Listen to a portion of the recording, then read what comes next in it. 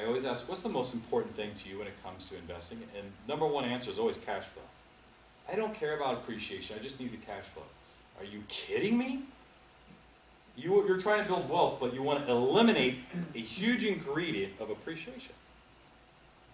That's like me taking $100,000 worth of stocks in Coca-Cola, planning it today, going back 10 years, and say I want to cash out and they're still worth $100,000. Who thinks that's a good investment? Exactly. So don't treat that stock like your piece of real estate. We want to buy, a $100,000 house and in 10 years from now be $200,000 or $300,000 and collect the cash flow along the way. One of the greatest ways you can do this is by borrowing money. And this is the 30-year fixed mortgage rate of what's going on. This is current, right now. I was talking to my lender just on Thursday night. He just got a loan done for 3%. Most of his loans right now are about 3.25%. But 3%. That's cheap money, guys. Very cheap money. But you know when most Americans tend to wait to get a loan? When we're up here. Because we love to buy retail. We just love it. You know who the best investors are in America? Does anybody know the best investors? Does anybody know? Come on, don't be afraid. Don't let me just talk to myself. I'm talking to you guys too. Come on, think. Who's the best investors up here? I'll give you that. I guess I'm talking more on the individual side. Foreigners. Foreigners are the best investors. If you were around during the recession of 1990, who bought up LA and Hawaii? The Japanese. We had the Great Recession. Who came over and started buying everything up in 2009? The Chinese, the Indians, the Israelis. And you know who's buying right now? The Russians. It's one of my largest clients right now. Foreigners understand how to capitalize on markets when they're down and out. Americans are still living paycheck to paycheck because we like to shop at Nordstrom's versus going to Kohl's. But when I see this chart right here, I started doing loan origination for Bank of America. What does that mean? That means here's an application, fill it out, thank you, and I hand it over to someone else. That's loan origination, okay? So when I started loan origination back in 1988 with Bank of America, interest rates were above 10% for your primary residence. And people were buying, getting loans like crazy because it was a good market, right? Bush just took office, and everybody's buying homes. Then it crashed. In 1982, it got to 18.6%, and people were pulling primary loans out like crazy. God forbid that we're in the threes. That's free money. That's just keeping up with inflation right now. So if you have the ability to acquire a loan, either for your residence or for investment properties, dude, you can't beat it right now. You just can't. Because the last time we had this was back in 2014. That was the lowest point. But wait, Sensei. I think I'm going to wait to buy real estate. Because I'm scared. And I say, quit sucking your thumb, curl up in the fetal position, get off your butt, and get it done. I've only been in real estate for 25 years. And I think I've done okay. But one thing that I've noticed is that every elections, people always say, I'm going to wait until after the elections to figure out if they're going to buy their home, if they're going to get into the real estate business, if they're going to buy and hold a piece of real estate. And I say, what do the elections have to do with anything about a good deal? If there's a good deal that fits your criteria, makes the money that you like, I don't care if we're at the top of the market in 2006 or at the bottom of 2012.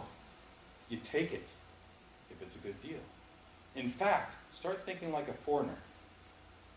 Because foreigners are watching how scared we are running around during these elections, and I guarantee you they're going to start buying. You'll see an increase in foreign activity during the election time. So here's what I propose, the 2010 plan. 2010 plan. I'm going to keep it in a very simple form so that we can all just one for time, and it's going to be easy for you to figure out. And what it really means is that you buy 20 houses in the next 10 years. And you're probably thinking, whoa, that's a lot of houses. It sure is, if you haven't been buying any. But once you start buying houses, you're going to start treating them like potato chips. You're not going to be able to stop. Okay? 20 houses over the next 10 years. So how does this work? Well, think about it. If you own 20 properties that are kicking off $500 net cash flow every single month, that would be $10,000 a month in what type of income? Oh my God, I'm going to choke you right now. Residual income, not passive income. I unclaim you as a student. Sorry. Have your properties been passive? Okay, thank you. All right. So it's residual income.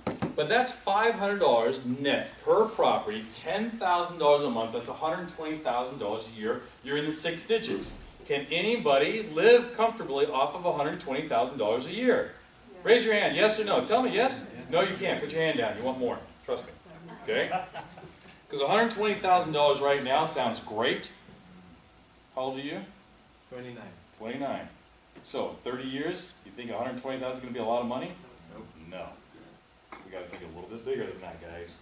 Okay? But it's a great start. This is where we start. So let's take a look at this. If you want to, this is just a compound interest calculator, but I'm going to take compound out and put appreciation interest. Okay? You can find this one here is a very simple one. You can find it on moneychimp.com. Okay?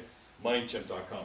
But let's say you buy a property for $100,000. Okay? The value is $100,000. And it appreciates over 30 years at an average of 5%. Well, appreciation from the Great Depression to today is approximately 6.4%. So I'm downplaying it a little bit. Okay? And just know this is the growth in 30 years, not mortgage, because a lot of people think 30-year mortgage. Okay? By the way, does anybody know what the Latin term is? Well, mortgage is a Latin term. Does anybody know what that defines to? To death. That's what it means. Yes.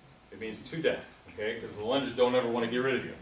So we have a $100,000 property, appreciates at 5% on average for the next 30 years. You know what that means? That property is now worth $432,000. You've quadrupled the money over a 30 years term. Now we can't retire off of that. That maybe lasts 3-4 years, if that. But what if you own 20 of them? If you own 20 of them, you're not only making $120,000 a year, you now own $8.6 million in real estate. Now, do we feel warm and fuzzy inside if we had $8.6 million in assets? Absolutely. But we got to choose the right rentals. Where do we go? What's the criteria needed? How does the processes work? Who do we trust? What if scenarios? There's a lot of things that go through our heads, right? I'm more of a ready, fire, aim type of guy, but that's me. You may be the type of person that's ready and hold it for a while before you pull the trigger. That's okay. But we can help simplify that process for you. Some investors only want to invest here, and there's nothing wrong with it, as long as it fits your criteria and your risk tolerance. Some investors can't afford to buy here locally, and they have to go remote outside of the city lines, county lines, state lines. I've been investing from coast to coast for the last 25 years. Let me just throw a little pop quiz. Where was my very first fix and flip? Florida. Where in Florida? Fort Myers, that's right, Sunset Fort Myers. Fort Myers. And so I have literally been from coast to coast to coast, because we have 2 properties in Hawaii. Okay, now, even though I have invested in every single one of these teardrops, you'll see that this one's a little bit bigger, because I've been in that market since 1999. Phoenix. Phoenix is like a mirror market to California, but about 2/3 of the price. It's a lot less. You don't earn a high cash-on-cash return cap rate, maybe 3-4% if you're lucky, so the cash flow is not that great. Prices are attractive, neighborhoods are attractive, houses are attractive, appreciation is very attractive. In fact, Phoenix, their rents were just rated this last year, 2019. The highest growth in rents than any city in the United States. In fact, if you look at the DMV records, they will tell you the statistic that there is 10,000 people converting from a California license to an Arizona license every month. People are moving there. Why? It's the sixth largest metropolitan area there. They're business friendly. Now, this is a good play for those that want to fix and flip in Arizona, or they want to buy and hold and still stay close to home, because I don't know how many would probably be like a 8-9 hour drive from here to Phoenix, right? 11 hours if you're going with Joel, 6 hours if you're going with Michael, right? So I mean, it's not too far, but people want to invest where it's affordable for them, but somewhere close, so they can watch the rocks grow, because that's important. I find that most of my California clients buy in Phoenix because they plan on moving there when they retire, and their portfolio will be there. That's awesome. I'm not promoting Phoenix like I used to promote Phoenix anymore, because the cash flow play is not there. So we take a look at this market, Cleveland, Ohio. Been in Cleveland, Ohio since 2011 in regards to starting the investment. Really poking around in 2009. Why do we focus in Cleveland, Ohio? It's not because of the Browns, that's for sure, if you're familiar with football. One of the worst teams. But if you are into sports, they are a sports fanatic town. In fact, this is the Cleveland Indians Stadium. Right next door is the Quicken Arena where the Cavaliers play. And right behind the Ritz-Carlton here is, right there is the Browns Stadium. And then right next to that, you can't see it, but it sits on the coast, is the Rock and Roll Hall of Fame. Okay? We also know that Broadway, New York is the #1 place for Broadway musicals. If you have never gone, you should go. It's a great experience. Second biggest place in the United States is Cleveland, Ohio, at the Playhouse. People come all over. Now, I'll be honest with you, when it came to Cleveland, I was not too excited to go to Cleveland, because I visited there back in the late 80s. And I went there once, and I said I will never go again. It's the worst smelling armpit of the United States that I've ever visited. And if you were to be there in 2009, all of this was boarded up. Completely boarded up. Why? Because across the lake here, which is more like an ocean, is Detroit. Detroit is a linear economy. What I mean by that is they solely rely on automotive. And if you've been around for a while, how many times does the automotive industry need a bailout? Quite a few times, every decade, right? And so even though Detroit would build the cars, Cleveland would build the parts, and they would ship them over there, out of their ports. Well, every time Detroit went down, their twin sister Cleveland would fall down as well. Now, Cleveland decided to change the game because they were tired of having that stigma against them. And they said, we need to diversify here. We need to have multiple income streams from multiple industries. And if you're watching the 2016 RNC debates, John Kasich, the governor, which is still the governor today, he was promoting, saying, hey, Ohio, the 48th worst economy in the United States. That's really bad, guys. There's only 2 other states that are worse than that. 48th worst economy in the United States. Today they're the 8th best economy in the United States. Because he's changed all the rules, all the tax rules. He's made it very business friendly. So people or companies like the Cleveland Clinic, where we can watch commercials here locally, promoting the Cleveland Clinic over there, is now a huge medical hub. In fact, they have over 60 hospitals. A report came out last year stating that if you list the top 15 medical facilities in the United States, Cleveland has 16 of them. That's important. Because does medical get bigger or does it get smaller? It just gets bigger. okay? And in Cleveland, I hate to say it, it kind of grows like a cancer. It's everywhere, okay? The biomedical facilities, they have over 600 and growing like crazy. Fastest growing healthcare in the United States. In fact, the second largest healthcare hub in the United States. And then Forbes came out with an article just a few months ago. And I'll read it verbatim. It says, Cleveland is the strongest markets in the nation, offering investors high cash flow, which is what we want, with future growth. With a workforce of over 2 million people, that's just the Cleveland proper area, not including the suburbs. Cleveland has the 12th largest economic region in the nation. The number of people moving to downtown Cleveland has also gone up from 32% from 1990 to 2000 to the largest population increase of any Midwest city, including Chicago, and far above the regional average of 7.7% according to Brookings. Brookings is a research institute, okay? And the pace is picking up with an all-time high of 12,500 moving downtown just last summer, mostly comprised of the coveted millennials. This is important. The demographic shift has referred to the brain gain since there's been a 139% rise in the numbers of young residents with bachelor degrees. Why? Downtown has experienced a renaissance over the past 5 years. Remember, 2009 I told you it was all boarded up. They didn't start working on downtown until about 2011. And if that should have been a reality show right there, because they had a complete makeover. Now you walk downtown, you won't see graffiti, you won't even see a piece of trash on the ground, guaranteed, okay? Over the last 5 years, with an estimated $19 billion, they are now $21 billion in development and infrastructure, by the way, completed and planned since 2010. Occupancy rates, this is key. Occupancy rates are at an astonishing 98%. That means it's a 2% vacancy rate. See, if you get anything below 7%, you're doing good. Above 7%, I would kind of take a look at that rental property because it's going to sit vacant for a while. But 2%? Now, I'll be honest. I'm in the market. I've done over 500 properties just in Cleveland alone, and nearly 900 doors that we have apartments. Now, 2%, I think is maybe a little bit low and hopeful. Definitely 3%. Okay? And in the suburbs, 4%, which is still astonishingly low. Okay?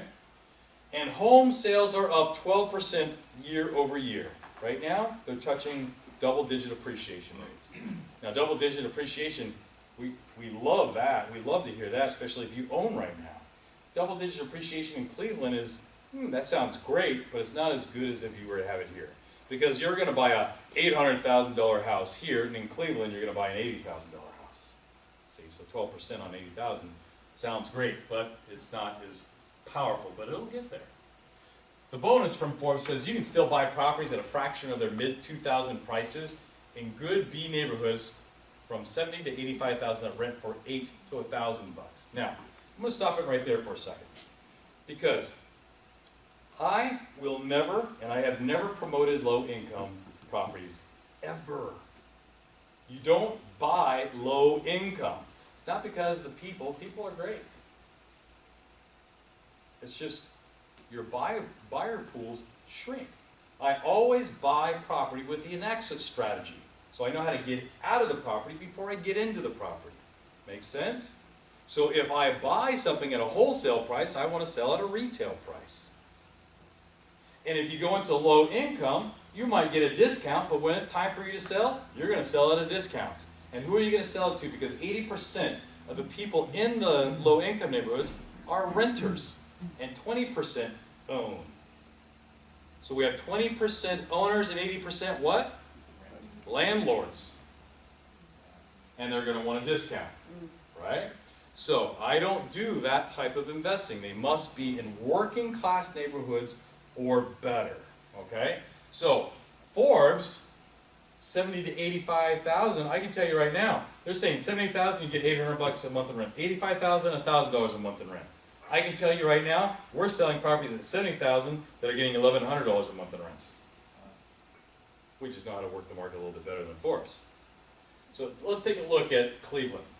And this is downtown Cleveland right here. This is, does anybody know which lake this is? Lake Erie, okay? This is Lake Erie. It'll lead you all the way up here to the Niagara Falls, okay? So we've got Cleveland here, and we don't invest everywhere in Cleveland. There's certain pockets that's got to fit our criteria to make a good rental property for the portfolio. Cash flow appreciation tax benefits, retail. Now, so if we take this Highway 77 going south, make a left turn, we hit Independence, we hit Garfield Heights first, Maple Heights, Warrensville Heights, where they just erected an Amazon distribution center employing over 1,000 people. They also just put up a Racino, which is a racetrack and casino. Then we skip over Beechwood and Shaker Heights because it's high dollar. We skip over Mayfield, but we get over here. And then we go all the way up to Euclid. So we got this backwards C. Maple Heights, Garfield Heights, you can pick up properties there starting about $60,000. You go into Cleveland Heights, you're going to be $75,000 to about $100,000. Euclid, average house being sold right now is about $68,000. Now, one of my favorite places to invest is called Lee Heights, which is basically on the border of all these suburbs right here. And we can pick up properties starting in the low $50,000. And they're good neighborhoods where you and kids, hey, go to the store for me and get me some milk. Not that they would do that because they'd probably just do it from Amazon and have it mailed over, right? But you could. We focus in the suburbs, starting in the low $50,000 range. Blue collar sector. Why? Because once you step into the blue collar sector, you now have, rule of thumb is 50% renters, 50% homeowners. That means I can take this rental property, and when I decide to liquidate it, I can fix it up and retail it out to a home buyer. First time, second time buyer. They got to be desirable to you. They have to be desirable to a tenant, and they have to be desirable to your next buyer, your next investor, or your next home buyer. Homeowners in the area, renters love them. You love them. And the number one affordability is the affordability factor. That's what we're always looking at. We don't want to bite off more than we can chew. We don't want to have to stress out if we have a mortgage payment and that property is vacant. So affordability factor is key for you as the investor first. Can you afford it? Is it going to kill you every single month if you have to repair it? If so, buy and hold strategies are not for you right now. You'll get there. Is it affordable to your tenant? And will it be affordable when you decide to resell? So the affordability factor is very important to me. These properties are 50% below peak value. Now, listen, I put it here. It was also in the Forbes article. They said, what did they say? 50% below 2006 peak value. And you guys are probably thinking, who cares if it's 2006 values? It's today's value, and you are wrong. See, the investors that are millionaires or billionaires, they don't take a look and say, hey, let me see the performance, let me see how many hundreds of dollars I'm going to get each and every month.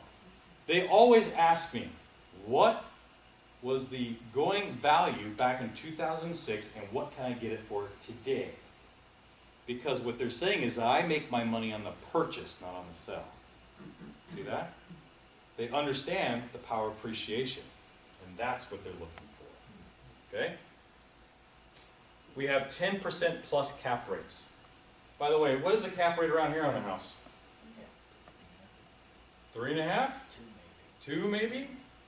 How much you have to spend for that house? 1.5 million? Okay, so 10% plus cap rates. Does anybody not know what a cap rate is? Anybody not? Okay, I'll tell you, I'm glad you asked. Okay? Cap rate is this. Basically, it's a measurement of your gross income versus your net expenses. And then you take the net income, divide it into the amount that you pay for the property, the amount that you put down, and you get your cap rate. I'll show you in a minute. Okay? They're very quick rentals, as you know. It's Forbes says 2%, I say 3 and 4% vacancy rate. It's a prime time to buy and hold. Why? Because remember that graph where we started in 1996 going all the way up? We want to be on that wave of climbing up here. Now, if I were to draw a bell curve would go like this, guys. Take a look. I can't draw it, so I'm going to use this laser here.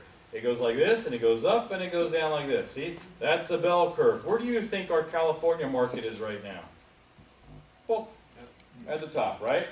Just every year squeezing by a little bit more appreciation. Does that mean we're going to come crashing down? No. Does that mean we'll slowly come down? I don't know, maybe. You know, they say, you know, economics, the forecasters say, well, you know, we're going to have a recession at the end of 2018. Well, we screwed up, so it's going to be at the end of 2019. And you know what they just said at the end of 2019? It'll happen after the elections at the end of 2020. We don't know. We know it's coming, though, right? We know that the values will decrease and they will become more affordable.